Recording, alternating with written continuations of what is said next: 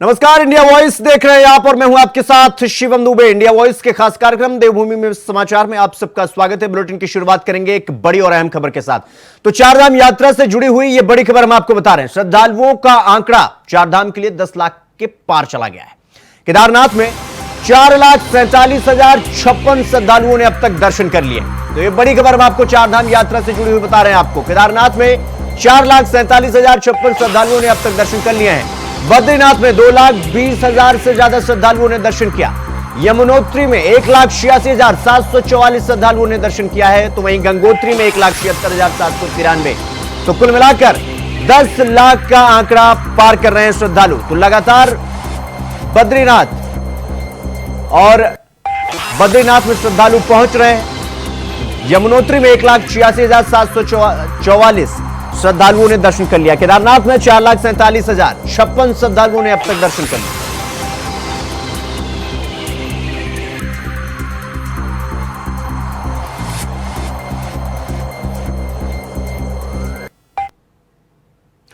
तो वहीं उत्तराखंड के उच्च हिमालय लोकपाल घाटी में स्थित सिख धर्म के आस्था का केंद्र श्री हेमकुंड साहिब के कपाट खुल गए हैं। आज से विधिवत तरीके से उत्तराखंड के इस 5वें धाम की यात्रा का आगाज हो गया है। इस अवसर पर हेमकुंड साहिब पहुंचे श्रद्धालुओं ने पवित्र हिम सरोवर में आस्था की डुबकी लगाकर गुरु दरबार में हाजिरी लगाई और मत्था टेककर साल की पहली अरदास में बैठकर गुरु प्रसाद भी ग्रहण किया।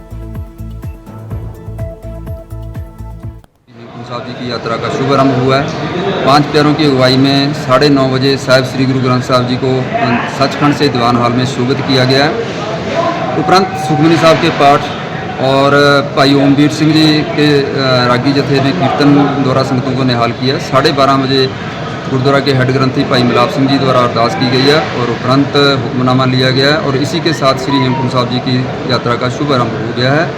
वाहिगुरु की अपार बख्शिश है कि इस साल यात्रियों में बहुत श्रद्धा और उत्साह है। यात्री वाहिगुरु वाहिगुरु का नाम जपते हुए नीचे गोविंद घाट से लेकर श्री हेमकुंड साहिब तक पहुँचे हैं और किसी भी यात्री के चेहरे पे कोई शिकन नहीं है और सब चढ़ती कला में गुरु के दर्शन करने आ रहे हैं। उत्तराखंड के 5वें धाम साहिब के आज कपाट खुल गए हैं। गोविंद घाट में 33 श्रद्धालुओं का जत्था आज हेमकुंड साहिब के लिए रवाना हुआ। दोपहर 3 बजे के करीब हेमकुंड साहिब में ये श्रद्धालुओं का जत्था वहाँ पर पहुँचा श्रद्धालुओं का और उनके द्वारा पहला स्नान किया गया। ये कह सकते हैं कि उत्तराखंड के 5 धामों की कपाट खुल चुके हैं। यात्रा प्रारंभ हो चुकी है। पूर्व पहले ही केदारनाथ धाम, गंगोत्री धाम, यमुनोत्री धाम के कपाट 10 मई को खुल चुके थे। 12 मई को बद्रीनाथ धाम के कपाट खुल चुके हैं और अब तक ये कह सकते हैं कि लाखों श्रद्धालु इन धामों में दर्शन भी कर चुके हैं। और 5वें धाम श्री हेमकुंड साहिब के धाम के कपाट भी खुल चुके हैं। तो ऐसे समझा जा सकता है किसी को भी सिख श्रद्धालु है वो भी अब यहाँ पर आना शुरू हो जाएंगे और वो अपने धाम में दर्शन करेंगे। उत्तराखंड की जो पर्यटन है वो काफी मजबूत स्थिति में नजर आ रही है और चारधाम यात्रा भी काफी होती नजर आ रही है। प्रशासन की तरफ से कोशिश यही की जा रही है कि चारधाम यात्रा व्यवस्था बनाई जा सके। इसके अलावा हेमकुंड साहिब में भी श्रद्धालुओं के लिए पूरी तरीके से व्यवस्था वहाँ पर रख दी गई है। 11 की टुकड़ियाँ वहाँ पर जगह जगह पर तैनात है जहाँ पर भी दर्शन शामिल है। ऐसा कोशिश अब यही है कि इस चारधाम यात्रा के साथ साथ हेमकुंड साहिब की यात्रा भी इधर शुरू होने के साथ ही सकुशलता से संपन्न हो सके। तो वहीं उत्तराखंड की चारधाम यात्रा सुव्यवस्थित तरीके से संचालित हो सके, इसके लिए सरकार के निर्देश पर 2 वरिष्ठ प्रशासनिक अधिकारियों की केदारनाथ और बद्रीनाथ धाम में तैनाती की गई। बद्रीनाथ धाम के लिए पीसीएस अशोक कुमार पांडे को जिम्मेदारी दी गई है। तो वहीं पीसीसी अधिकारी आलोक कुमार पांडे को बद्रीनाथ धाम की जिम्मेदारी सौंपी गई है। राज्य सरकार धाम यात्रा को वापस पटरी पर लाने और यात्रा को व्यवस्थित करने में जी जान से जुटी हुई नजर आ रही है।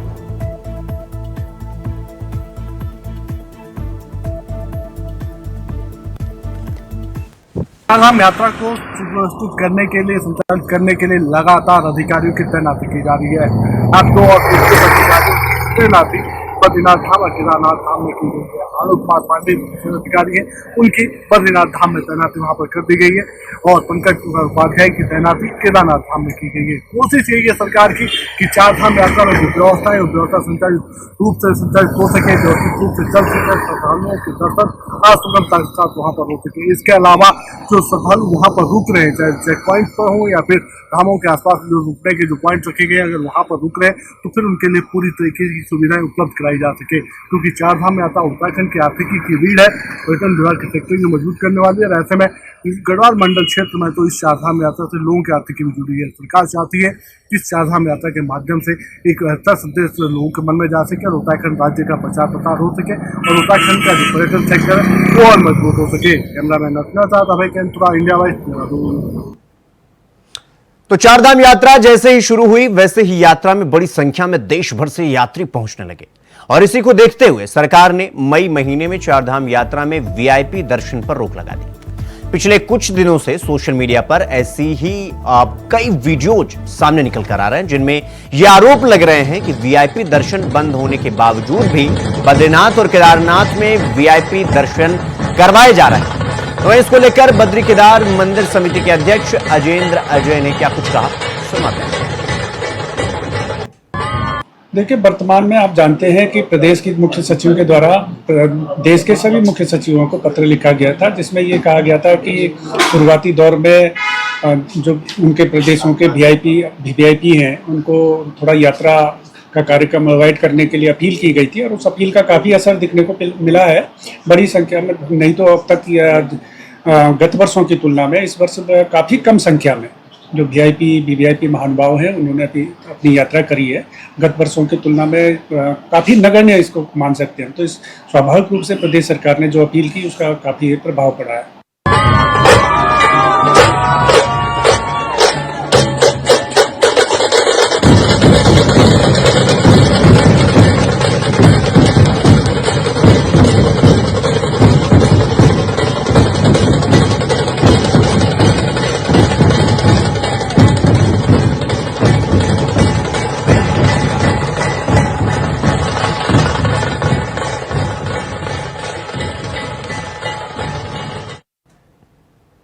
खबरों में आगे बढ़ेंगे। आपको बता दें कि उत्तराखंड सरकार ने चारधाम यात्रा में स्वास्थ्य सेवाओं को बेहतर करने का जो दावा किया था वो यात्रा के 2 हफ्ते बीत जाने के बाद खोखला साबित हुआ है। दरअसल 10 मई से शुरू हुई चारधाम यात्रा में श्रद्धालुओं की बढ़ती संख्या के साथ मौतों का आंकड़ा भी डराने वाला है। 2 हफ्ते की यात्रा में 56 मौतें हो चुकी हैं, जबकि अभी पूरी यात्रा बाकी है।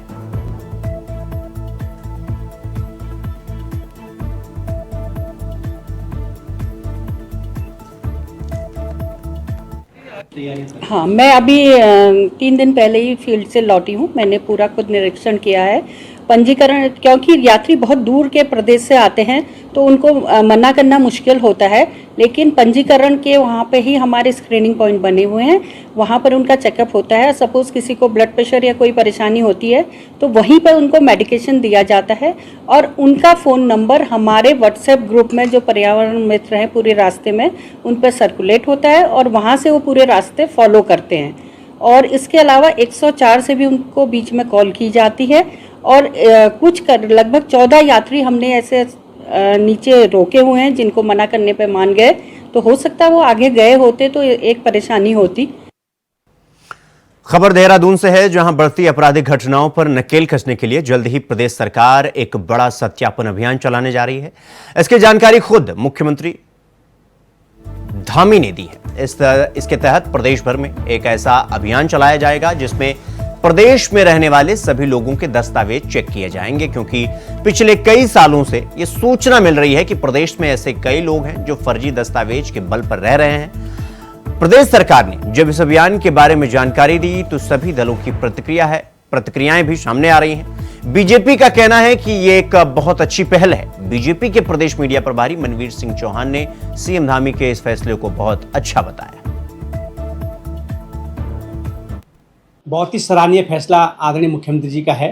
पूर्व में भी आदरणीय मुख्यमंत्री जी के द्वारा प्रदेश में जिस प्रकार से बाहरी राज्यों से अराजक तत्व आकर के यहाँ की कानून व्यवस्था को खराब करने का प्रयास करते थे और यहाँ की हमारी जो संस्कार हैं, परंपरा हैं उत्तराखंड, देवभूमि उत्तराखंड की, उनको खराब करने की जो प्रयास करते थे उस पर नियंत्रण के लिए सत्यापन का अभियान पहले भी चलाया गया।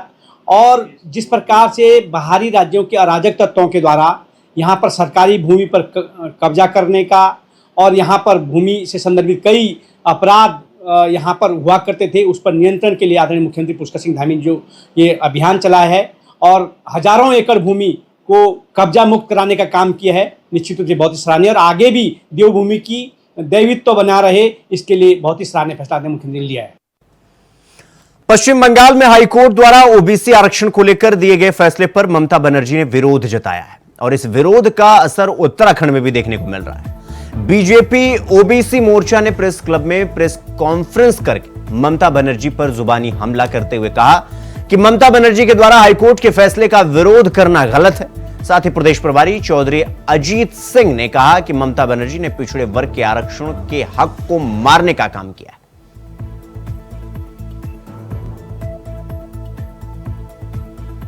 हम इस बात का विरोध कर रहे हैं कि ममता बनर्जी ने 2012 में 71 जातियों को ओबीसी में शामिल किया है।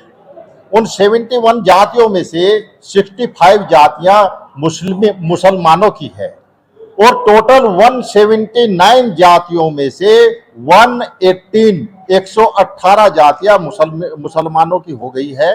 ये हिंदू पिछड़ी वर्ग का जो है हक मारा जा रहा है और उनके हक के साथ के खिलाफ जो है हम उनके पक्ष में जो है ममता बनर्जी के खिलाफ खड़े हुए। इसी वर्ग के जितनी भी हमारी जातियां हैं हम वहां जगह जगह पर जाएंगे और जो ममता बनर्जी ने किया है और कर्नाटक में और तेलंगाना में कांग्रेस कर रही है और वो भी जो है हिंदू जातियों की का जो हक है उसको मारकर मुस्लिम जातियों को दिया जा रहा है, हम इसके जन जागरण चलाएंगे। वहीं लुधियाना में आयोजित प्रेस कॉन्फ्रेंस में मुख्यमंत्री धामी ने शिरकत की है। इस दौरान सीएम धामी ने बीजेपी सरकार की उपलब्धियां गिनवाई है। मुख्य सेवक के नाते आप सबका मैं अपनी ओर से स्वागत करता हूं, अभिनंदन करता हूं और लोकतंत्र के इस महायज्ञ में जहां हम सब लोग अपने अपने राजनीतिक क्षेत्र में काम कर रहे हैं तो राजनीतिक दलों में अपनी प्रचार प्रसार से संबंधित आप सबके माध्यम से अपनी जो बातें हैं जनता तक पहुंचाने का काम कर रहे हैं और उसमें आप सबका सहयोग पूरे देश के अंदर मिल रहा है। और लुधियाना में भी आया था तो मुझे मेरे मन में इच्छा हुई कि आप सबसे भेंट भी हो जाएगी और कुछ बातें भी हो जाएंगी।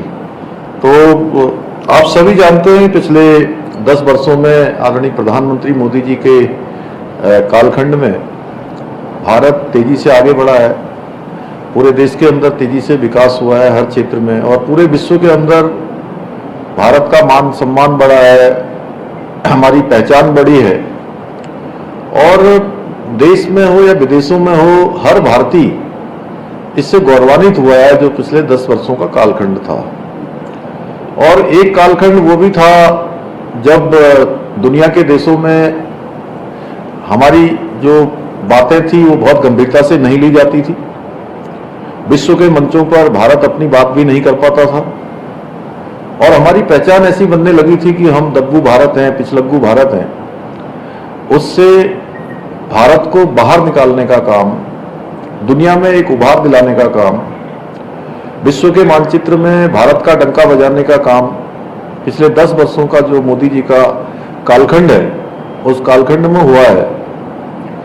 और इसके पीछे एक बड़ी तपस्या है कि 10 वर्षों के कालखंड में एक दिन भी आदरणीय प्रधानमंत्री मोदी जी ने विश्राम नहीं किया है। एक एक पल और एक एक क्षण देश के लिए लगाया है और पूरे भारतवासियों को, देश के 140 करोड़ लोगों को अपना परिवार मानकर उनके लिए जो सबसे अच्छा हो सकता है वो देने का संपूर्ण प्रयास किया है, संपूर्ण उसके लिए उन्होंने परिश्रम किया है। और अगर मैं पंजाब की बात करूं तो पंजाब के अंदर भी 2 लाख करोड़ से भी ज़्यादा की योजनाएं यहाँ के लिए दी हैं, जिसमें कई ग्रीनफील्ड हाईवे हैं, आरओबी हैं, ओवरब्रिज हैं, एक्सप्रेस वे हैं। इन पर तेज़ी से काम हुआ है, तेज़ी से विकास आगे बढ़ा है। पंजाब को एम्स की भी सौगात दी गई है। जो 60 सालों में इतना बड़ा पंजाब जो देश को खाद्यान्न का हो या देश को रक्षा के क्षेत्र में हो या हमारे अगर हम सिख गुरुओं की बात करें तो उन्होंने धर्म की रक्षा के लिए, हमारी संस्कृति की रक्षा के लिए अपने प्राणों की आहुति दी। लेकिन धर्म को बचाने का काम किया। तो 60 वर्षों में कांग्रेस का शासनकाल देश के अंदर रहा और एक एम्स नहीं खुल पाया। वहीं अफगानिस्तान में जब उथल पुथल हुई तो अफगानिस्तान से अगस्त 2021 में सिख धर्म के पवित्र गुरु ग्रंथ साहब की 3 ऐतिहासिक प्रतियों को अफगानिस्तान से पूरे सम्मान के साथ भारत में लाया गया। वहीं हमारे 10वें गुरु गोविंद सिंह जी का 350वां हो या 355वां हो। खबरों में आगे बढ़ेंगे। अगली खबर पौड़ी से है, जहां कांग्रेस पूर्व प्रदेश अध्यक्ष गणेश गोदियाल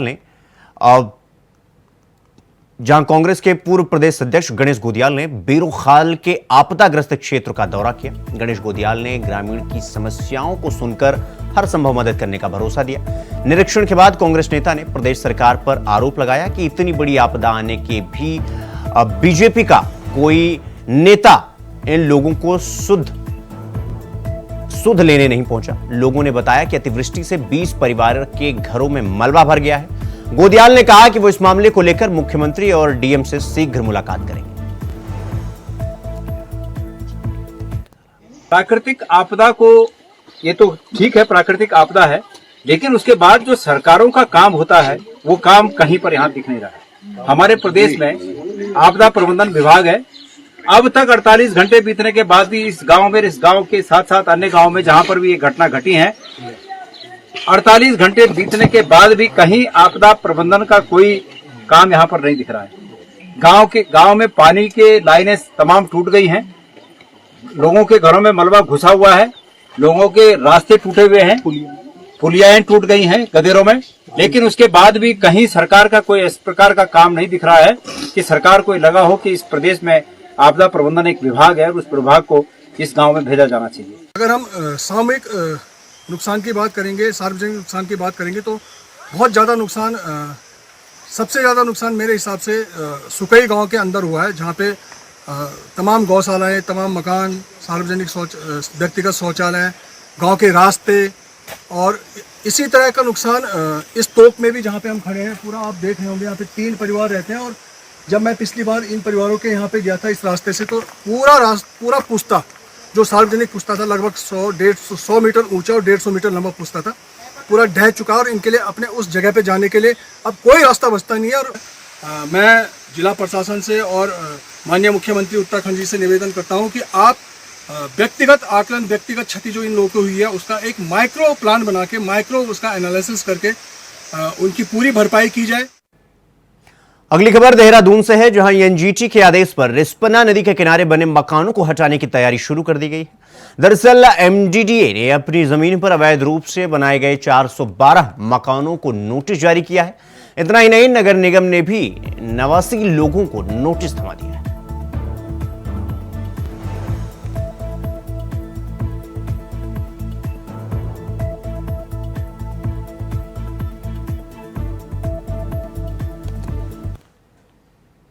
खबर हल्द्वानी से है, जहां जिले के पुलिस कर्मियों का 3 नए कानूनों पर प्रशिक्षण खत्म हो गया है। पुलिस अधिकारी और कर्मचारी को 4 चरणों में प्रशिक्षण दिया गया है। दरअसल 1 जुलाई से जिले की सभी पुलिस कार्रवाई नए कानूनों के तहत की जाएगी। आपको बता दें कि पुलिस मुख्यालय के निर्देश पर 30 अप्रैल से पुलिस कर्मचारियों और कर्मचारियों को नए कानूनों की जानकारी देने के लिए 5-5 दिनों की कार्यशाला शुरू की गई थी। ये भारतीय संसद के द्वारा जो 3 नए कानून बनाए गए हैं उनका 1 जुलाई 2024 से क्रियान्वयन होना है, इम्प्लीमेंटेशन होना है। उसके लिए हमारे नैनीताल जनपद में 355 अधिकारियों कर्मचारियों की ट्रेनिंग दी गई है और ये नए कानून के में पढ़ाने के लिए हमारे एपीओ साहब, हमारे सब इंस्पेक्टर प्रताप सिंह नेगी और उनका पूरी टीम थी। उन्होंने बहुत मेहनत के साथ, बहुत तन्मयता के साथ और बड़े जोश के साथ जो ट्रेनिंग आए हैं उनको अच्छे से पढ़ाया है। और मुझे पूरी उम्मीद है कि जो हमारे ट्रेनिंग यहाँ पर आए हैं प्रशिक्षण लेने के लिए, उन्होंने उस चीज़ को ग्रेस्प किया होगा, उस चीज़ को समझा होगा और जो इन नियमों में चेंजिंग हुई है, जो परिवर्तन हुए उसको अच्छे से समझ लिया होगा। और 1 जुलाई से जब ये नियम लागू होंगे, ये अधिनियम लागू होंगे, तो जो हमारे कर्मचारी अधिकारी हैं उनको किसी प्रकार की कोई समस्या का सामना नहीं करना। तो खबरों में आगे बढ़ेंगे एक और बड़ी खबर के साथ। मौसम से जुड़ी हुई ये बड़ी खबर आपको बता दें कि मौसम विभाग ने पूर्वानुमान जारी किया है। पर्वतीय क्षेत्रों में बारिश की आशंका जताई गई है। 28 मई तक बारिश की आशंका जताई गई है। 26 से 28 मई के बीच येलो अलर्ट जारी किया है, यानी कि बारिश की संभावना है। कई जिलों के लिए येलो अलर्ट जारी किया गया है। तो पर्वतीय क्षेत्रों में बारिश की आशंका जताई गई है। ये बड़ी खबर हम आपको मौसम को लेकर दे रहे हैं। मौसम विभाग ने ये पूर्वानुमान जारी किया मौसम को लेकर। पर्वतीय क्षेत्रों में बारिश की आशंका जताई गई है। 28 मई तक बारिश हो सकती है। 26 से 28 मई के बीच तक का येलो अलर्ट जारी किया गया है, यानी कि 26 से 28 मई के बीच में मौसम विभाग ने येलो अलर्ट जारी किया है। बारिश की संभावना जताई है, यानी कि बारिश हो सकता है। यानी कई जिलों के लिए येलो अलर्ट मौसम विभाग ने जारी किया है। तो पर्वतीय क्षेत्रों में भारी बारिश की आशंका जताई है मौसम विभाग ने।